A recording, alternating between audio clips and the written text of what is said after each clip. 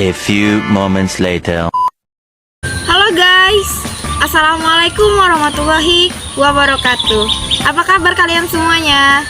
Kembali lagi dengan saya sebagai moderator dari kelompok 3 yang akan memandu berjalannya penyampaian diskusi dari kelompok 3 tentang materi otoritas moneter. Baiklah, langsung saja penyampaian materi yang pertama yang akan disampaikan oleh rekan saya, yaitu Lucy Putri Pratiwi. Dan kepadanya, waktu dan tempat saya persilakan.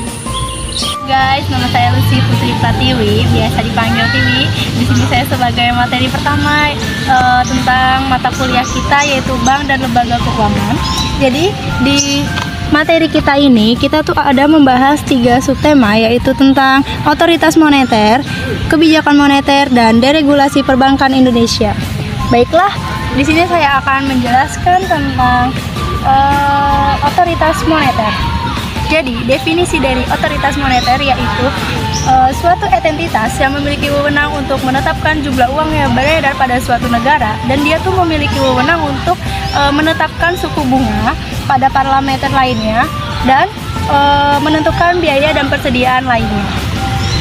Setelah kita mengetahui nih dari pengertian dari otoritas moneter, nah selanjutnya itu siapa sih otoritas moneter di Indonesia itu? Jadi pada umumnya otoritas moneter di Indonesia itu bank sentral. Meskipun kadangkala lembaga eksekutif perbankan lainnya itu memiliki hak berfungsi untuk menetapkan kebijakan moneter dengan cara mengendalikan bank sentral. Jadi kita nih kan otoritas moneter di Indonesia itu kan bank sentralnya. Nah, walaupun nih lembaga yang lain, eksekutif lainnya itu memiliki hak untuk menetapkan moneter tersebut, tetapi dia tuh juga dengan cara mengendalikan bank sentral tersebut. Baiklah, selanjutnya setelah karena si otoritas moneter di Indonesia itu bank sentral, lalu apa tugasnya Bank Indonesia sebagai otoritas moneter? Nah, tugasnya Bank Indonesia sebagai otoritas moneter itu perbankan dan sistem pembayaran. Tugas utama Bank Indonesia itu tidak hanya menjaga stabilitas otoritas moneter, namun juga dia menjaga stabilitas sistem keuangan, perbankan dan sistem pembayaran. Selanjutnya mohon dilihat teman-teman, kita udah mengetahui nih pengertian dari otoritas moneter dan siapa yang bertugas sebagai otoritas moneter di Indonesia. Selanjutnya kita harus mengetahui apa sih tujuan dari otoritas moneter tersebut. Nah, tujuan dari otoritas moneter yaitu menciptakan kestabilan ekonomi dengan mengatur jumlah uang yang beredar pada masyarakat. Jadi dengan adanya otoritas moneter ini, jumlah uang yang beredar pada suatu negara itu akan diciptakan kestabilan. Kayak gitu. Baik teman-teman, terima kasih. Mohon maaf jika ada kesalahan. Saya kembalikan kepada moderator. Baiklah teman-teman, penyampaian materi yang pertama itu sudah selesai. Selanjutnya, pemateri kedua yang akan disampaikan oleh rekan saya yang bernama Nurmala Aprilia. Kepada saudari Nurmala, waktu dan tempat saya persilakan. Saya Nurmala Aprilia yang akan melanjutkan materi yang sebelumnya. Jadi materi yang selanjutnya yaitu tentang kebijakan moneter. Kebijakan moneter adalah sebuah kebijakan yang dikeluarkan oleh Bank Sentral dalam bentuk pengaturan persediaan uang untuk mencapai tujuan tertentu. Jadi sekarang pasti pertanyaannya, apa sih tujuan utama dari dikeluarkannya kebijakan moneter ini? Jadi tujuannya adalah untuk mengatur uang yang beredar di masyarakat, agar uang tersebut tidak terlalu banyak maupun tidak terlalu sedikit. Karena jika uang yang beredar di masyarakat itu terlalu banyak, itu akan menyebabkan inflasi atau menaiknya harga barang-barang secara keseluruhan. Dan jika uang yang beredar di masyarakat itu terlalu sedikit, itu akan menyebabkan deflasi. Jadi secara singkatnya itu, tujuan dari dikeluarkannya kebijakan moneter itu adalah untuk menciptakan kestabilan ekonomi dengan mengatur peredaran uang di masyarakat. Saya kembalikan kepada moderator. Baiklah, penyampaian materi yang kedua sudah selesai. Selanjutnya penyampaian materi yang ketiga yang akan disampaikan oleh rekan saya, yaitu saudari Nuria. Kepada saudari Nuria, waktu dan tempat saya persilakan. Guys, izin memperkenalkan diri, nama Nuria.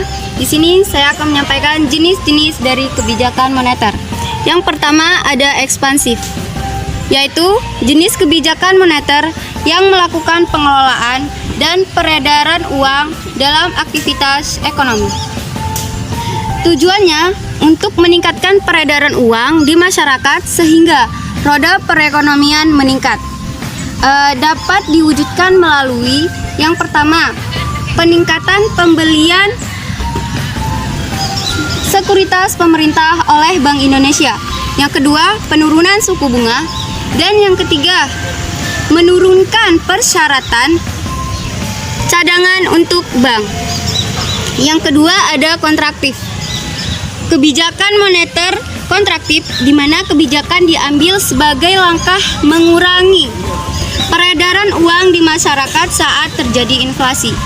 Tujuannya untuk mengurangi peredaran uang di masyarakat saat terjadi inflasi. Dapat dicapai melalui yang pertama, penjualan obligasi pemerintah. Yang kedua, peningkatan suku bunga. Dan yang ketiga, meningkatkan persyaratan cadangan untuk bank. Cukup, terima kasih. Saya kembalikan ke moderator. Penyampaian materi ketiga sudah selesai disampaikan oleh rekan saya. Selanjutnya, penyampaian materi yang keempat yang akan disampaikan oleh rekan saya yang bernama Dwi Wulandari. Kepada Saudari Dwi Wulandari, waktu dan tempat saya persilakan. Halo guys, perkenalkan nama saya Dwi Wulandari. Ingin menjelaskan apa sih instrumen kebijakan moneter itu. Instrumen kebijakan moneter itu dibagi ada 5. Pertama, kebijakan diskonto. Yang kedua, operasi pasar terbuka. Operasi pasar terbuka itu saat bank ingin mengurangi peredaran uang, maka pemerintah harus menjual surat berharga. Sebaliknya, jika ingin ditingkatkan, maka pemerintah itu harus membeli surat berharga itu. Terus yang ketiga ada kebijakan rasio cadangan wajib. Yang keempat ada penetapan suku bunga acuan. Yang kelima imbauan moral. Terima kasih. Baik, saya kembalikan ke moderator. Baiklah, penyampaian materi keempat telah selesai disampaikan oleh rekan saya. Selanjutnya akan disampaikan materi kelima oleh rekan saya yang bernama Saudara Akbar Aldinata. Kepadanya, waktu dan tempat saya persilakan. Muhammad Akbar Aldinata ingin memaparkan materi yaitu contoh kebijakan moneter di Indonesia, yaitu 1. Pelaksanaan kredit langsung oleh Bank Indonesia. Yang kedua, penyediaan fasilitas overdraft. Yang ketiga, penerbitan surat utang negara. Dan yang terakhir, program intervensi rupiah. Terima kasih. Itu materi yang bisa saya sampaikan. Saya kembalikan kepada moderator. Materi kelima sudah selesai disampaikan oleh rekan saya. Selanjutnya, penyampaian materi terakhir yaitu materi keenam yang akan disampaikan oleh rekan saya yang bernama Fitriani. Kepada Saudari Fitriani, waktu dan tempat saya persilakan. Perkenalkan, nama saya Fitriani. Di sini saya akan menyampaikan materi tentang deregulasi perbankan Indonesia. Berhubung istilah liberalisasi kurang disukai di Indonesia, maka untuk menggantikan kata tersebut dipakailah kata deregulasi yang kurang lebih artinya sama. Deregulasi perbankan dilaksanakan pada 1 Juni 1983 yang merupakan paket kebijaksanaan. Dengan adanya deregulasi perbankan diharapkan mampu menghapuskan historisasi dalam perekonomian nasional, khususnya dalam sektor perbankan. Terima kasih, saya kembalikan ke moderator. Baiklah teman-teman, telah selesai penyampaian materi dari kelompok 3 dan saya selaku moderator dari kelompok 3 pamit undur diri. Saya ucapkan terima kasih. Saya akhiri. Wassalamualaikum warahmatullahi wabarakatuh. Baiklah, terima kasih. Jangan lupa Like, comment, and subscribe.